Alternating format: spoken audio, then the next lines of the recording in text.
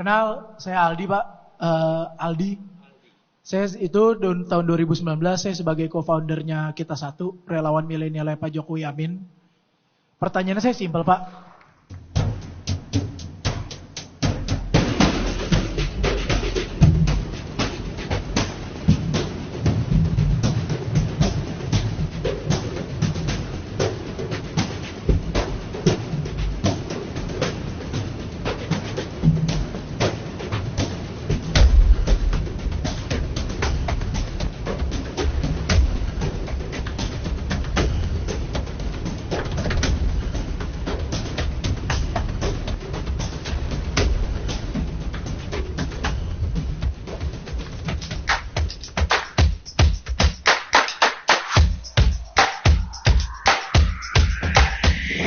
Tapi saya yakin yang datang hari ini semangat untuk mendesak Pak Anies. Tepuk tangan yang kurang menandakan hari ini bukan acara relawan. Karena biasanya kalau relawan disebut nama Pak Anies pasti semua tepuk tangan. Bagus, memang itu yang kita harapkan. Karena kita mengundang Anda-Anda semua untuk menghujat Pak Anies di depan mukanya langsung. Biasanya kan cuman berani lewat sosmed ya kan. Kali ini depan orangnya langsung kita buka sebebas-bebasnya, seluas-luasnya, bebas banget kayak Harun Masiku. Malam hari ini acara ini digagas oleh Ubah Bareng yang pengen ngasih ruang, ngasih tempat untuk teman-teman semua, anak-anak muda semua yang suka memberikan ide dan gagasan untuk tatap muka langsung bersama Bapak Anies Baswedan. Dan yang paling penting, yang masih punya keraguan, yang masih punya keresahan, yang masih bingung mau pilih siapa di 2024, malam hari ini Pak Anies akan menjawab keraguan itu. Pak Anies akan menjawab semua tudingan secara gamblang. Tepuk tangan untuk desak Anies. Nggak usah berlama-lama lagi, semua sudah pasti tidak sabar untuk menunggu sosok yang sudah kita tunggu selama ini. Beri tepuk tangan yang meriah dan sambutan yang meriah untuk Bapak Anies Baswedan.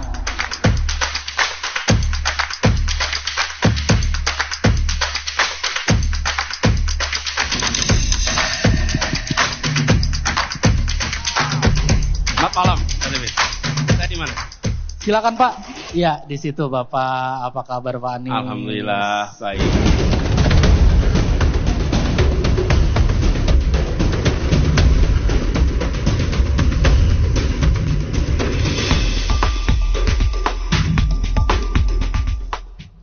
Bagaimana jika ke depan Pak Anies ditawari menjadi cawapres?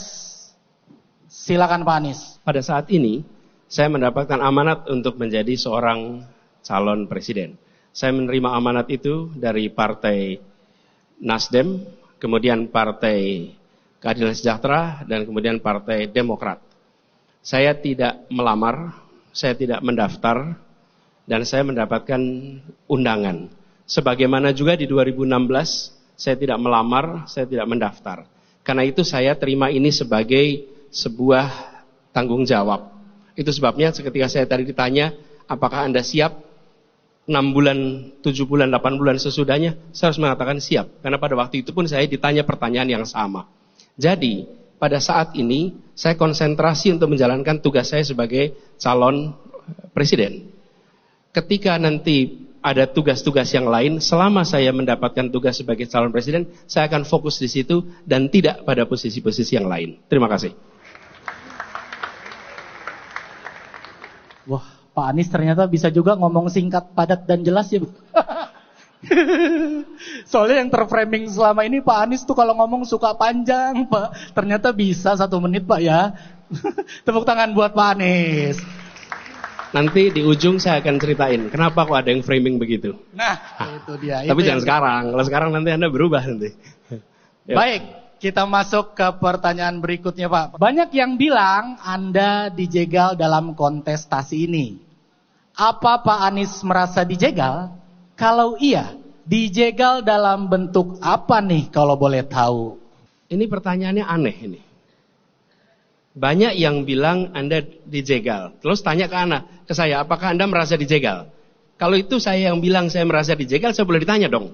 Kalau ini pertanyaan harusnya diberikan kepada yang mengatakan. Kalau bagi saya, di dalam proses politik itu normal. Ada yang berusaha untuk memangkas, ada yang berusaha untuk menghentikan, ya itulah sebuah kompetisi. Saling coba menahan, menghentikan. Jadi kita juga nggak usah cengeng dan berharap jangan ada yang mencoba menghentikan, itu biasa saja. Jadi saya tidak pernah berkeluh kesah, saya tidak pernah merasa itu dianggap jegal. Justru saya merasa inilah bukti bahwa apa yang kita kerjakan insya Allah akan mendapatkan simpati dan mendapatkan kepercayaan dari masyarakat. Gitu, makasih.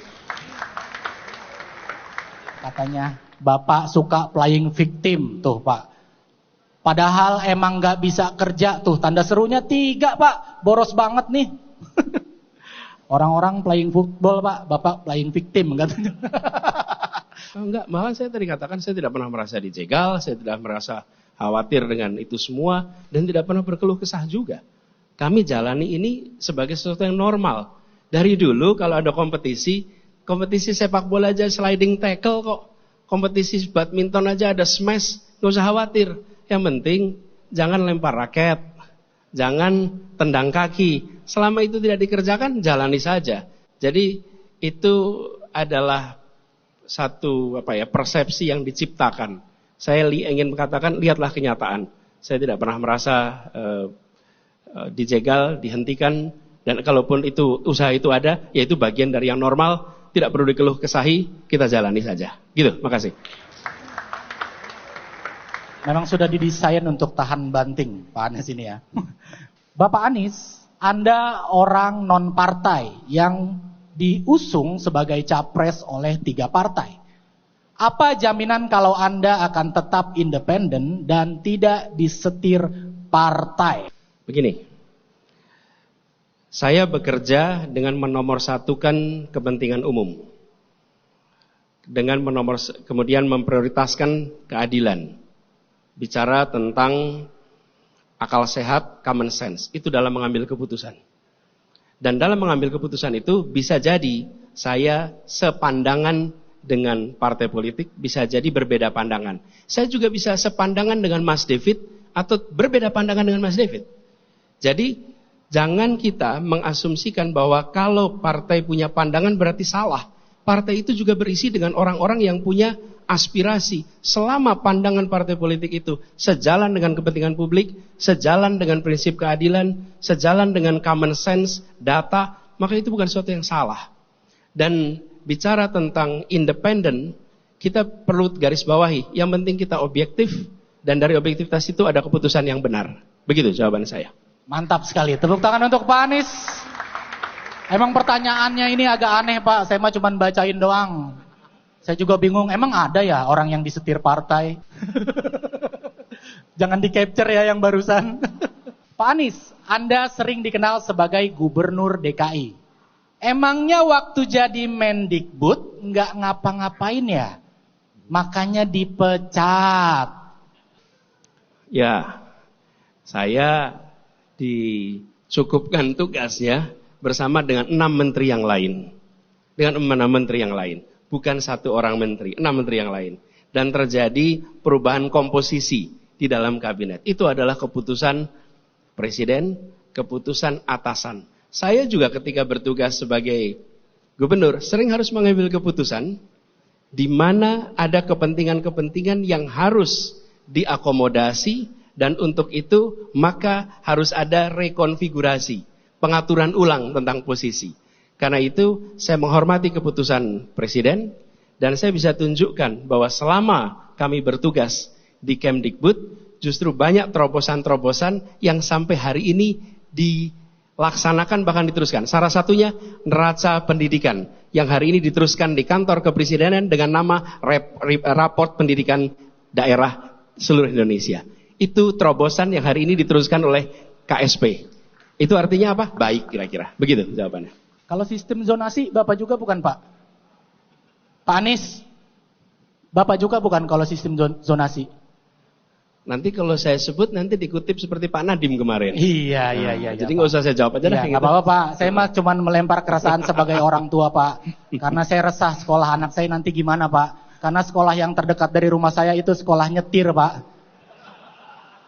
Tapi boleh saya jawab sedikit nih sebagai sebagai entertainment. Zonasi itu gejala. Masalahnya adalah bangku yang tidak cukup. Selama jumlah bangku SD tidak sama dengan bangku kelas 1 SMP, tidak sama dengan kelas 1 SMA, pasti akan muncul problem jumlah tempat. Selalu. Ya, gejalanya adalah problem zonasi ini. Dan itu kan munculnya tiap awal tahun ajaran.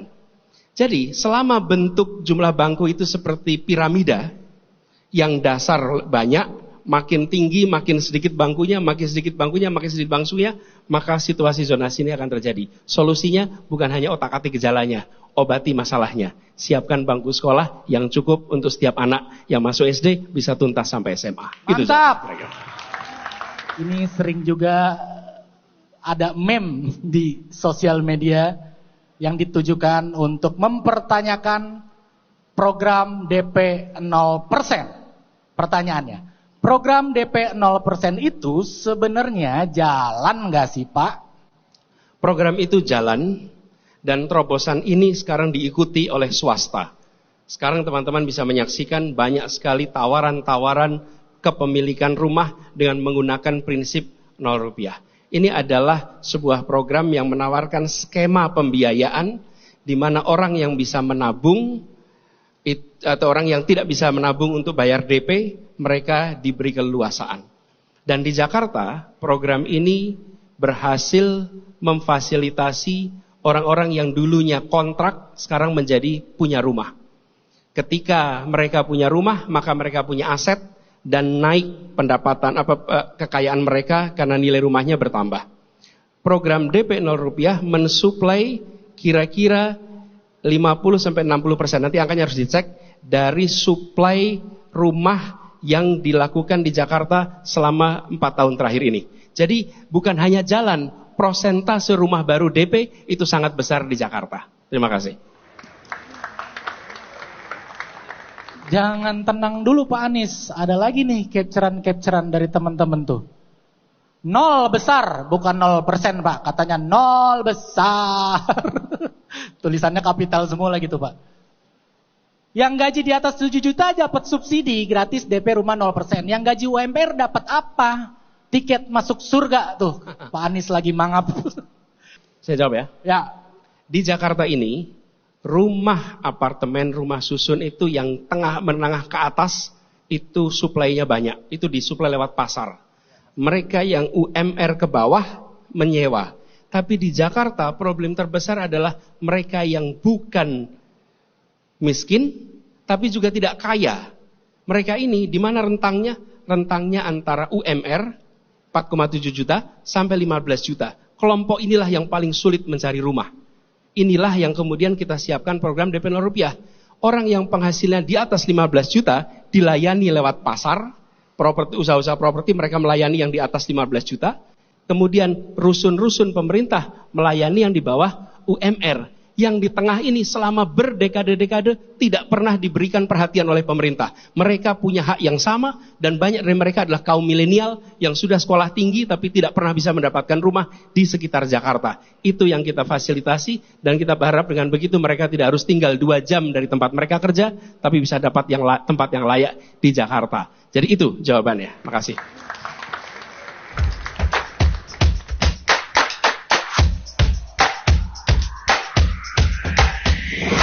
Kali ini pertanyaannya datang dari audiens juga Pak, yang sudah kita persiapkan di 3 fishbowl. Ini konon kartanya berisi kritik, gagasan, ada juga cacian. Tapi saya curiga 3-3-nya isinya cacian nih Pak. Jadi jangan kaget Pak, karena saya sendiri nggak tahu ini isinya apa Pak. Terus saya gimana dong? Sebentar, jadi Pak Anies nanti akan mengambil 2 kertas dari masing-masing fishbowl. Pak Anies silakan membacakan pertanyaannya, lalu langsung Pak Anies jawab. Lagi-lagi, sebentar dulu Pak, sabar dulu. Lagi-lagi waktu Pak Anies cuma 1 menit setiap pertanyaan. Karena sekarang kita ada di segmen Jawab Nis.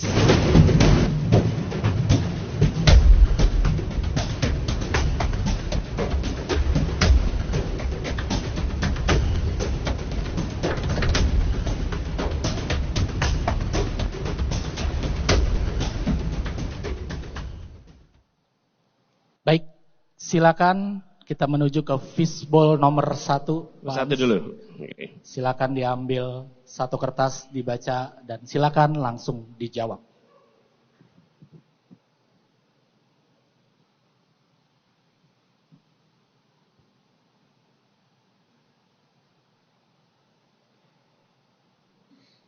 Oke. Apa yang Bapak akan lakukan untuk membuat pendidikan tinggi aksesibel? Silakan Pak. Timernya dong. Iya dong, kita kasih timernya. Nah, udah jalan sekarang timernya. Gini, pendidikan tinggi adalah eskalator. Siapapun yang naik ke sana, dia mendapatkan kesempatan naik kelas secara sosial ekonomi. Karena itu pendidikan tinggi harus bisa diikuti oleh siapa saja yang memiliki kompetensi, lulus seleksi berdasarkan meritokrasi. Negara yang harus membiayai. Pendidikan tinggi itu mahal. Seperti pernah saya sampaikan, education is expensive, but stupidity is more expensive. Karena itu pendidikan tinggi harus didanai oleh pemerintah agar anak siapa saja bisa kuliah ketika dia lolos seleksi berdasarkan meritokrasi. Negara hadir membiayai pendidikan tinggi untuk bisa diakses siapa saja. Itu yang akan dilakukan. Mantap. Silakan diambil kertas yang kedua Pak. Nanti saya aja Pak yang bacain Pak. Bapak siap-siap minta timer aja. Jangan panik ya teman-teman di monitor ya. Sini Pak, saya bantu Pak. Pertanyaan berikutnya. Banyak orang yang terjerat utang pinjol. Tapi kenapa akses untuk melakukan pinjol semakin mudah? Adakah solusi agar anak muda tidak terjerat budaya utang pinjol? Silakan Pak Anies. Bukan hanya anak muda, banyak yang tidak mampu terjerat dengan urusan pinjol. Menurut saya ini harus diatur oleh pemerintah. Negara harus mengawasi, negara harus memberikan ketentuan yang tegas tentang pinjaman-pinjaman yang dilakukan secara online. Dan di masyarakat selama ini ada kebutuhan untuk pembiayaan. Tapi yang lebih penting sesungguhnya adalah membuat orang bekerja dan orang punya tabungan. Kalau orang tidak kerja, tidak punya tabungan, dia tetap harus hidup. Karena itu cari hutangan. Jadi bukan hanya menyelesaikan soal pinjamannya, tapi menyediakan lapangan pekerjaan yang layak sehingga bisa menabung, itu solusi yang permanen. Tapi yang lebih penting menyiapkan lapangan pekerjaan supaya orang punya pekerjaan dan punya tabungan. Itu yang lebih penting. Terima kasih. Mantap banget, tepuk tangan buat Pak Anies. Salah satu lagi yang bikin pinjol merajalela adalah judi slot Pak. Jangan ketawa-tawa aja, main kagak lo? Tawa-tawa. Itu juga harus diberantas Pak. Judi slot harus diberantas. Apalagi kalau mainnya di ruang rapat paripurna.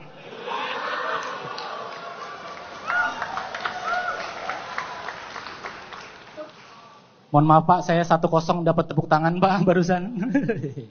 Lanjut Pak, kita masuk ke fishbowl yang kedua. Silakan ambil Pak.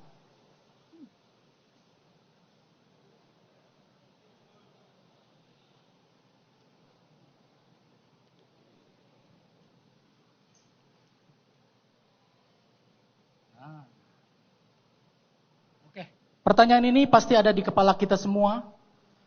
Pak, kalau ngomong terlalu bertele-tele. Ini saya cuma baca Pak, Bapak jangan. Aman. Apakah ini melototnya ke saya Pak? Ini kan titipan orang Pak, bukan saya ini. Pak, kalau ngomong terlalu bertele-tele, seperti seorang dosen. Di sini Pak harus tahu kalau Bapak itu politisi, bukan dosen. Kan orang dengernya jadi males. Dalam forum ini baru saja ditunjukkan bahwa pesan itu bisa disampaikan kurang dalam 1 menit. Dan insya Allah bisa dipahami. Karena itu saya juga berharap dengan adanya forum ini akan terjawab. Bahwa pencitraan itu dijawab dengan kenyataan. Bahwa persoalan rumit bisa disampaikan dalam kurang dari 1 menit. Dan ini selesai dalam 38 detik. Terima kasih. Emang jago nih. Kalau Bapak jadi presiden ada 1 lapangan pekerjaan yang hilang Pak. Mau tahu nggak apa Pak? Apa tuh? Penulis pidato presiden.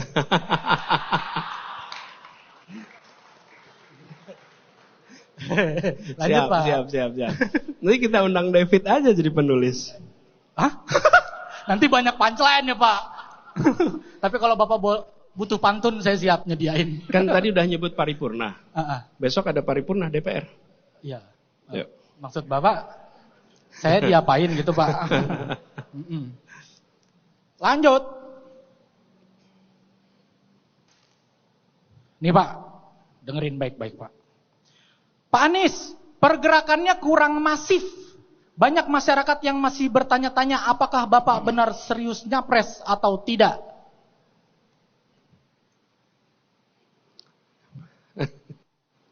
Ini, kalau kita lari 10 km, maka kecepatannya harus diatur agar tidak lelah di kilometer pertama. Tidak lelah di kilometer kedua, tapi jaga staminanya sampai kilometer ke 10. Kami adalah pribadi yang pertama kali dicalonkan bulan Oktober tahun 2022. Sementara Pilpres itu adalah bulan Februari 2024.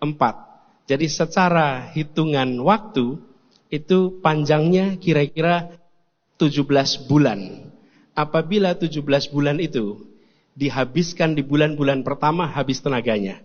Jadi berjalan yang konstan, yang stabil, semoga bisa sampai di finish dengan kecepatan yang tinggi. Itu jawabannya. Jadi Pak Anies tidak suka lari? Saya cuma tanya, lo ketawa. Jadi Pak Anies tidak suka olahraga? Tidak suka jogging keliling Indonesia? Gini, saya nggak menyindir siapa-siapa ya, gitu kan? Saya kan juga cuma nanya Pak. Gitu ya. Pak Anies lebih suka jalan tadi ya kan? Ya nggak apa-apa juga sih Pak, kan hobi tergantung orang. Iya, betul. Ya. Oke, lanjut Pak.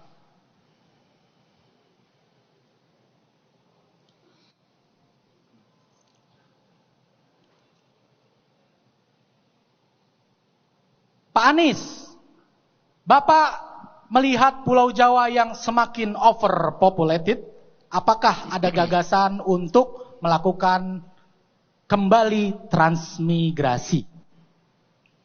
Ya, sebenarnya Pulau Jawa ini tidak sekedar mengalami overpopulated. Pulau Jawa ini mengalami urbanisasi. Penduduk desanya makin sedikit, penduduk kotanya makin banyak. Jadi, masyarakat yang tinggal di desa untuk sejahtera harus ke kota. Indonesia hari ini 56% penduduk tinggal di perkotaan. Jadi menurut saya solusi yang dibutuhkan bukan memindahkan ke luar Jawa, tapi menyiapkan lapangan pekerjaan yang cukup di pedesaan maupun di perkotaan. Sehingga mereka bisa hidup dengan baik. Dimanapun mereka berada, baik di Sumatera, di Jawa. Ini berbeda dengan tahun 70-an, di mana Sumatera, Sulawesi, dan lain-lain masih kosong penduduknya. Pada saat ini, di sana pun sudah mulai tumbuh. Jadi yang penting siapkan lapangan pekerjaan di kota, di desa, sehingga untuk sejahtera tidak perlu migrasi. Makasih. Wah, ternyata Pak Anies sangat concern sekali tentang Jawa, Pak ya. Saya lihat juga Instagramnya Pak Anies, di highlight story-nya tuh masing-masing dibikin kota per kota ya. Yang follow Pak Anies boleh minta tepuk tangan? Banyak. Dibikin kota tuh Pak ya, ada Brebes, Tegal, Salatiga. Ya, betul. Saya khawatir tuh Pak, kan Bapak capres nih. Saya khawatir ada orang awam aja tuh yang ngira Bapak akun travel. Udah ada yang DM nanya trip ke Karimun Jawa belum? udah nanya ke Pulau Seribu sih. Udah ke Pulau Seribu ya Pak. Lanjut Pak. Satu lagi di fishbowl nomor 3.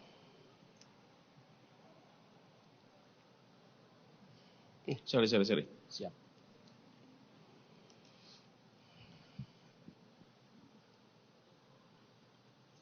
Pak Anies, memangnya aman berkoalisi dengan partai yang bukan bagian dari pemerintah?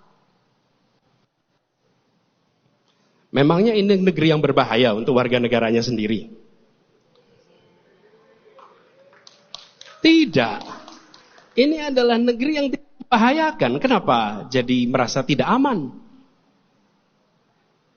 Ini adalah partai-partai politik yang legal, ini adalah organisasi yang sah, dan tidak seharusnya berada di posisi oposisi kemudian merasa terancam apalagi punya rasa takut. Dan sudah saatnya kita membuktikan bahwa di Republik ini merdeka untuk menentukan pilihan di mana saja, oleh siapa saja, dengan partai apa saja. Gitu. Udah. Sudah Pak, Udah, cepet cukup banget. 38 detik. Waktunya masih 16 Pak, 16 detik. Bapak Selesai. masuk ke babak bonus kalau gitu. Pak Anies mungkin dari tadi di kepalanya berpikir, saya jawab pertanyaan mulu ada hadiahnya kagak nih? Tenang Pak, nanti panitia, minta aja ke panitia hadiahnya apa. Oke, kita sudah selesai di segmen kedua, Jawab Nis.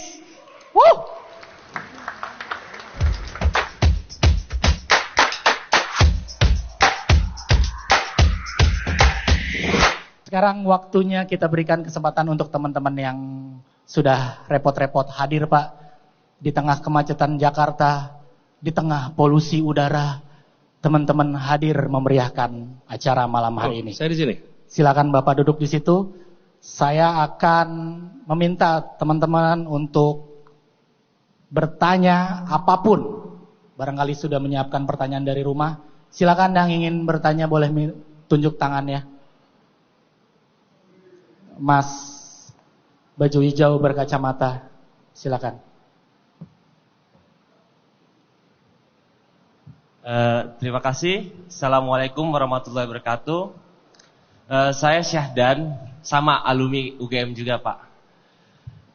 Ya, tepuk tangan dulu buat anak-anak UGM juga yang jadi panitia. Bagus acaranya, keren, muda banget. Nah, saya punya beberapa pertanyaan untuk Pak Anies. Sebagai mantan gubernur, sebagai mantan menteri, dan juga sebagai akademisi. Ada 3 pertanyaan. Saya mempelajari sejarah Jakarta baru beberapa tahun ini. Saya melihat bahwa konstruksi kota Jakarta, bahwa ada yang namanya New Gondangdia, yaitu sekarang Taman Menteng, tempatnya orang-orang kelas atas. Nah, saya melihat di antara seputar Menteng itu, tamannya bagus-bagus, mewah-mewah Pak. Dan dalam ruang RTH, ruang terbuka hijau, dan tata kota taman, saya melihat kata teman saya di Bappenas hanya sekian persen yang direalisasikan hanya untuk taman dari anggaran yang dianggarkan. Nah, apakah Bapak ketika menjadi presiden siap dan berani memberikan taman-taman mewah di tempat pemiskinan-pemiskinan kota? Seperti itu. Dan kedua, ketika Bapak sebagai seorang menteri pendidikan, apakah Bapak berani melaksanakan kata-kata bahwa pendidikan akan bisa diakses oleh semua, alias pendidikan gratis? Sepakat teman-teman? Terus yang ketiga, saya penasaran aja oleh Pak Anies nih. Sebagai profesor, kalau dibilang Prabowo ya. Satu kata profesor. Siapa sih menteri pendidikan yang Bapak pilih nanti ketika Bapak jadi menteri? Mungkin itu aja. Terima kasih. Wassalamualaikum warahmatullahi wabarakatuh. Banyak banget sih lu nanyanya. Supaya kalau saya jawabnya banyak nanti bukan salah saya, ini Ya, salah Pak. pertanyaannya Ya, lebih banyak. Ya, boleh Pak. Masing-masing pertanyaan 1 menit. Oke. Taman-taman di Jakarta ada di tempat yang mewah, ada tempat yang nyaman. Itu dulu. Sekarang hari ini, dimanapun Anda berada, dalam jarak 900 meter Anda akan ketemu taman. Justru itulah perubahan yang kita dorong kemarin. Membangun taman-taman dengan konsep park. Bukan hanya garden, sehingga itu menjadi tempat bermain. Dan dibangun menyebar seluruh Jakarta. Makanya tadi Bung Syahdan, 900 meter dimanapun Anda berada, Anda akan ketemu taman di Jakarta sekarang. Dan ini dibuat untuk bermain, untuk berinteraksi, karena kita mempercayai taman itu adalah ruang ketiga yang bisa mempersatukan. Segala strata sosial ekonomi bisa berada di taman itu, menikmati tamannya. Tidak ada taman dengan tulisan dilarang menginjak rumput, karena itu adalah taman sebagai garden. Itu jawaban nomor 1. Yang kedua, pendidikan untuk semua. Ini adalah prinsip. Bukan hanya pendidikan untuk semua, Bung Syahdan, tapi pendidikan berkualitas untuk semua. Berkualitas itu kata kunci. Anda tidak mau hanya sekedar pendidikan tanpa kualitas. Ini masalah komitmen, bukan soal kata-kata. Tanpa ada kata kualitas, kita bisa kompromi di kualitas.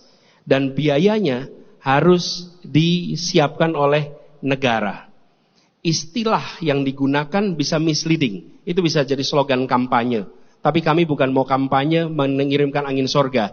Kami ingin ada komitmen bahwa dari pemerintah, baik pusat sampai ke daerah, yang namanya bangku harus ada sama. Yang kedua, guru berkualitas, kepala sekolah berkualitas, dan laksanakan kurikulum tanpa digonta-ganti.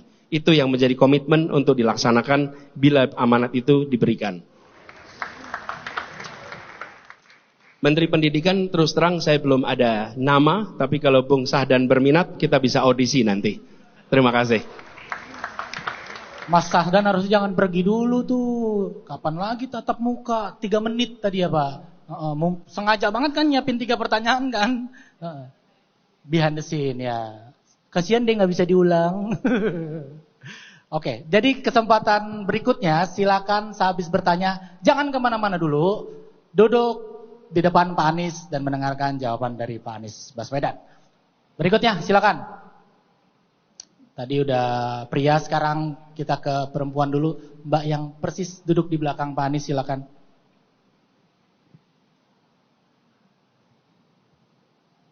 Halo, selamat malam Pak Anies.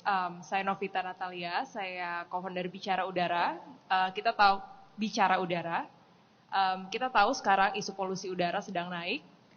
Dan pada beberapa tahun yang lalu terjadi gugatan koalisi ibu kota yang menggugat salah satunya adalah ketika Bapak menjadi Gubernur DKI Jakarta. Itu aja pertanyaan saya. Gini, bicara tentang kualitas udara di Jakarta, itu ada data yang menunjukkan satu saat kita sangat kotor, satu saat kita bersih, dan ada bersih sekali. Sementara kegiatan di kota ini itu sama. Kok bisa kegiatan kota ini sama mendadak kotor sekali? Mendadak the most polluted. Ada hari-hari tertentu. Apa jawabnya? Jawabnya adalah polusi udara yang terjadi di luar Jakarta, yang bergerak karena angin, dia masuk ke Jakarta. Ketika anginnya berhembus ke Jakarta, maka indikator di Jakarta akan nyala dan menunjukkan polusinya tinggi. Ada pilihan. Kita tidak memasang alat indikator itu. Tapi kami tidak. Kami memilih untuk memiliki lebih bahkan. Karena sama seperti COVID. COVID itu nggak ada karena nggak ada testingnya. Kita milih ada testing. Nah, ini harus diselesaikan di luar wilayah Jakarta.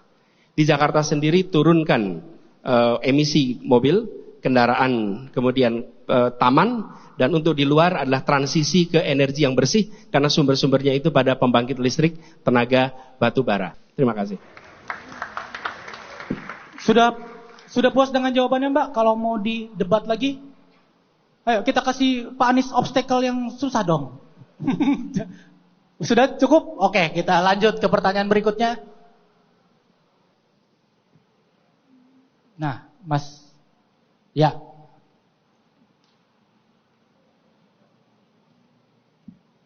Salam kenal Pak.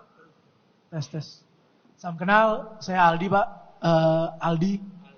Saya itu tahun 2019 saya sebagai co-foundernya Kita Satu, relawan milenialnya Pak Jokowi Amin. Pertanyaannya saya simpel Pak. Pertanyaannya saya simpel. Bapak ini selalu punya slogan perubahan. Perubahan apa yang mau Bapak lakuin? Dan menurut saya yang Pak Jokowi lakui selama 2 periode ini udah sangat baik. Pertama kita lihat dari pembangunan, kedua pengendalian ekonomi, dan yang ketiga pengendalian COVID kemarin menurut saya rapat pemerintahan tahun ini cukup baik. Dan jeleknya pemimpin-pemimpin di Indonesia Pak menurut saya itu selalu melakukan perubahan yang dimana start dari nol lagi. Jadi sehingga kita ini masyarakat bingung gitu, arahnya tidak melanjutkan, tidak memperbaiki, bahkan tidak mendevelop, tapi merubah dari nol lagi, dan menurut saya itu sangat sayang sih Pak. Itu sih pertanyaan pertama. Sama pertanyaan kedua Pak, kalau Bapak jadi presiden, mungkin nggak akan ada coffee morning dengan presiden-presiden sebelumnya? Karena yang saya lihat ini jeleknya di Indonesia juga, setiap presiden terpilih, ketika dia sudah selesai jadi presiden ya, dia mementingkan politiknya masing-masing, tapi tidak mementingkan negara. Itu aja Pak dari saya.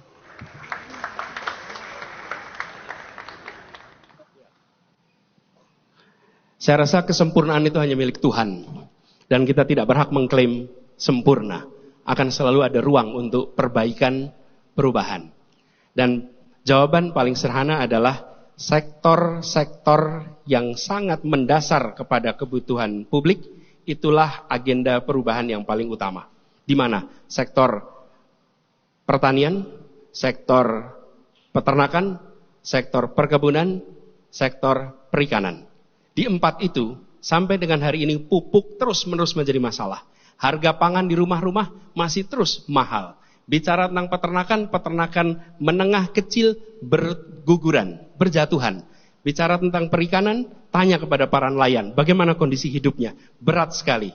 Bicara tentang perkebunan, sama. Tata niaga di sana belum tersentuh. Bila kita ingin harga lebih mahal dan tetap mahal, kebutuhan pokok yang tetap tinggi, kemudian pasokan tetap tinggi, maka tidak ada perubahan. Tapi bila itu ingin lebih murah, maka izinkan kami melakukan perubahan untuk aspek itu. Coffee Morning, tentu saja sangat terbuka, sangat memungkinkan dan itu harus dikerjakan. Yang penting yang mau diundang datang. Kadang-kadang sering problemnya bukan pada pengundang, problemnya ada pada yang diundang. Karena itu kami berharap nanti setelah selesai, presiden yang sudah selesai mengabdi berkenan untuk hadir dalam undangan presiden yang berikutnya. Terima kasih. Saran dari saya Pak, selain Presiden Republik Indonesia juga Coffee Morning juga dengan Presiden FIFA Pak. Untuk mengklarifikasi semua polemik yang terjadi ya Pak. Kalau FIFA sih malah friend kelihatannya. Iya, friendly. Ya, nanti kita undang ketua PSSI juga. Gitu. Ih, si paling berani. Gokil.